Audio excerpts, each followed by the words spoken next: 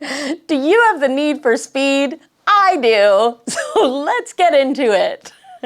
Hello and welcome to the Board Gamer Girl channel. My name is Natalie and I like to talk about all things board games, but from a primarily solo perspective. Today we are looking at Heat Pedal to the Metal thanks to my new obsession with F1 Drive to Survive. I am currently on season 4 and I will not tell you how long it's been since I started this series because that's a little embarrassing. But anyways, today we are looking at this board game to see whether it is worthy of your shelf space and your well-earned money if you were to only ever play this game solo. And I'll have probably a very strong stance on this one as I go through talking and explaining my perspective.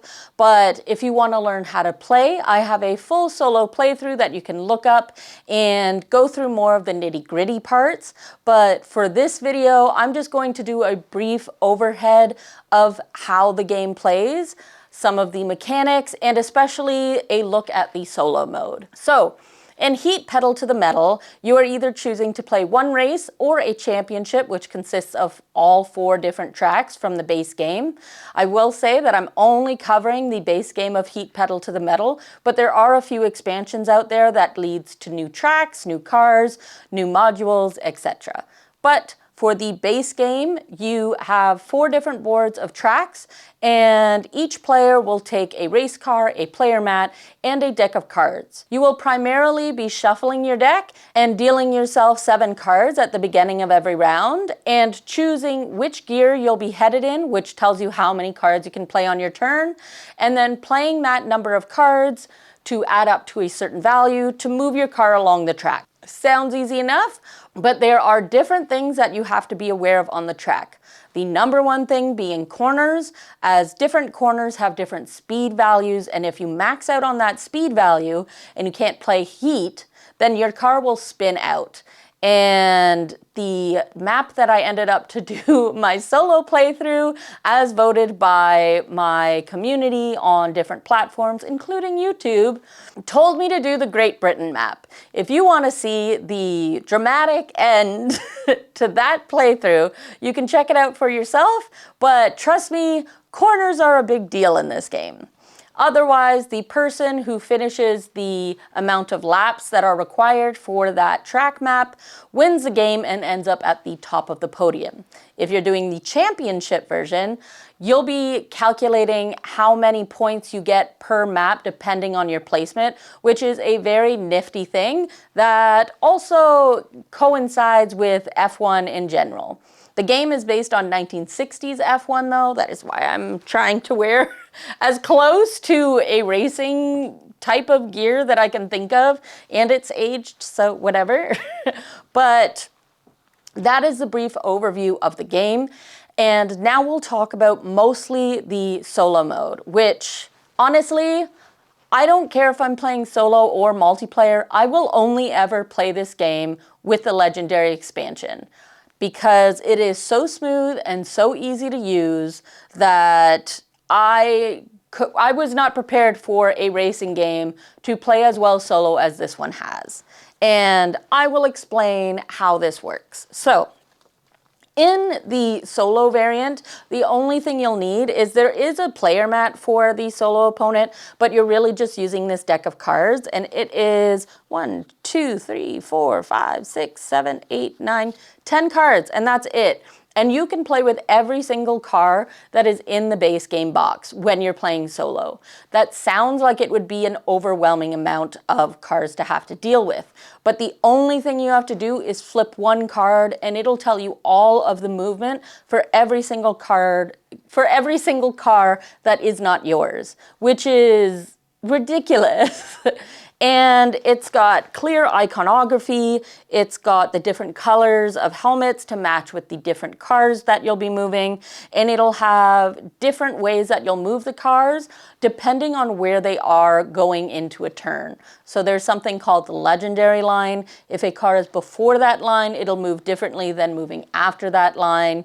And it's very competitive, it is challenging, but playing with the Legendary module has one key advantage that I think is really important to note, and whether solo or multiplayer. there is an action in the game called slipstreaming. And slipstreaming only happens if you are either behind or beside a car. And it lets you move free 2 steps or more depending on different cards that are in play or different weather modules if you have those in play. But I digress. A slipstream movement lets a car move 2 spaces more if it is behind a car or beside a car. And this can be a key advantage or a strategic maneuver that helps a car particularly well, especially if used on a corner, or just gives you that little bit of an advantage that I think is really neat to take advantage of in this game. And if you don't have enough cars on the racetrack, this action doesn't perform as much. So say you're only playing a 2 or 3 player game and you don't include the legendary module, then you're essentially leaving less room for more interaction while you're going through the track. I'll also say now, watching F1 Drive to Survive, it has a lot more of that interaction or drama that you see on the track as 2 cars get close to each other. And watching that also helps me like understand some more of what's going on in this game. But yeah, I would never play without the legendary expansion. So with the legendary module, what's also important to note is that the other modules in this base game can also adapt and be used with the legendary expansion. So you can use it for the garage module, which the garage module lets you make your deck kind of a little bit more asymmetric instead of having everyone have the same kind of cards in their deck. So in everyone's deck, they have the same amount of cards, and I believe they have 3 4s, 3 3s, 3 2s, 3 1s, 1 5, an extra heat card in their color, and a 0 card in their color. If you use the garage module, you are taking the 0, the 5, and the extra heat card out, and you'll be drafting for different types of parts to make your car go better, depending on the track as well, which is heavily influenced by the corners or the kind of track that you're going on.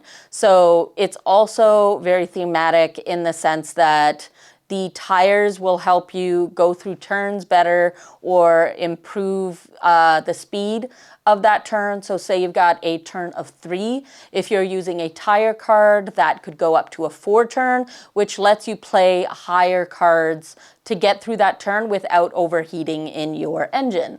And then there's, I think, RPM, which helps you with slipstreaming. There's turbo kind of things where you have to pay heat to play those cards, but they are high value cards that let you move higher than your original deck would. So say in your original deck, the most you could move is a 5, but now you can move a 7 or an 8. But you have to make sure that you have the heat in your engine in order to play for that card. So it is really neat. It is more of the advanced mode, but again, it incorporates just fine with the legendary module as they're only using that legendary deck of cards to play. And then the other module that comes in the base game that is compatible is the weather module. And the weather module consists of these 6 little cardboard cutout things that have different weather patterns on them. They'll change the way that everyone is starting their deck. So in this one, for example, if it's a cloudy day, you'll take an extra stress card out versus starting with 3, which is the regular amount. And then you'll also place tiles on the map based on the amount of corners that are on that map. And these will change how you go through either different lanes leading up to that corner or different dangers or advantages going into corners. So for example, you can have a corner that is a 4 turn into a 5 maximum instead, or you can have a 3 corner go from a 3 to a 2. And all of these modules are working with the legendary expansion. The only tile that I believe affects the legendary module is the -1 tile. So this little one right here, because when they go through turns, sometimes they will be using the speed of the turn to calculate how they move through that turn. so they need that specific number. But for the weather module, they'll always pay attention to what the affected turn number is after deducting the 1 point. So that's the only difference, and it's pretty easy to adapt into a legendary or solo game. I'd also say no matter what, you should always play with all of the cards when you're playing solo, just because it's so easy that playing with one extra card versus as many as you possibly can is pretty much the same amount of work. So it's very low complexity to learn the solo mode, and the upkeep is also really easy. The only thing I'll say that is a difficulty, or not a difficulty, but more of like a brain fart, is trying to remember when the calculations for the AI character would move. But I mean, that is probably something that you just get used to the more you play. And after the first game, I'd been a little rusty, I will say, but after the first game, like, I got into the flow and started to get through it. The other big advantage is that the AI can't just run away with the race. I mean, sometimes they seem to, but if they're going through a corner, they can't go through 2 corners in the same turn. So that is helpful.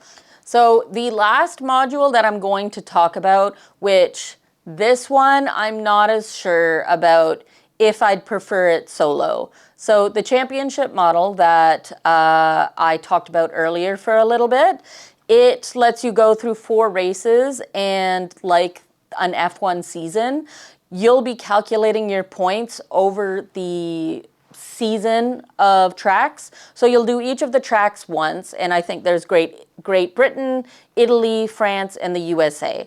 And every time you finish a race, you will get a point for where you stand on the podium or just under the podium. So let's say for Great Britain, you got the podium in first place, so you'd get 9 points. But if you went to Italy and you got 4th place, you'd get 3 points. So you'd add those points together at the end of doing all 4 tracks, and you'd see where you landed in total for the season. Now, the reason I say that this is a maybe for solo is because the competition and championship, I think of more as like a day activity that you could do with a group of friends. I would still include the legendary module so that you have 6 cars going, but part of the fun of that is the table talking that occurs and the social aspect of running a championship module. When you're doing it solo, it's, again, more of competing with yourself, and you do still have all that fun, but I don't know if I'd sit down and play 4 straight games with myself. If anything, I'd maybe do a game of it, keep a record, and come back to it another day. For solo, I do prefer to play one at a time and just play the game when I have a chance to play it. So the championship is kind of a medium thing that I think about. And then the last thing that I do want to note, which is unfortunate, is the card quality for the components in this game is crappy. These are probably cards that just... Sometimes I have a texture thing, and for me it's like cotton balls or certain kinds of snow or whatever just give me an ick. And these types of cards where I don't know what it is, but it just feels, no offense, but a little bit cheaper than most cards that get printed for board games these days. I think of these cards as, say, go to the dollar store and get those generic packs of playing cards, and when you take them out, they're kind of, I don't know how to explain it. I don't have the words, but that is the card quality for these cards. But for some of them, you'd want maybe to sleeve the cards. There's a lot of different cards, so maybe I'd sleeve my game for specific playing and then unsleeve them or something. I don't know. I haven't figured out how I want to approach sleeving because I don't really want to waste doing the whole thing when personally I play it enough, but not enough to be like, I'm going to sleeve this whole stack of heat cards or this whole stack of stress cards when it's all just the same type of card. So maybe the legendary module and the base player things, throw a couple of sleeves in the box, and when you're doing the garage module, maybe sleeve some of those cards. I don't know. But anyways, obviously I already stated in the beginning kind of my strong opinion on this one.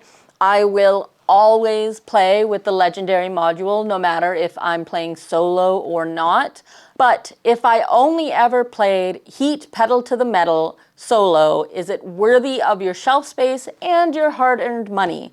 And I would say absolutely yes. This is the first racing game that I ever played, and it feels like the only racing game that my collection needs as a predominantly solo gamer.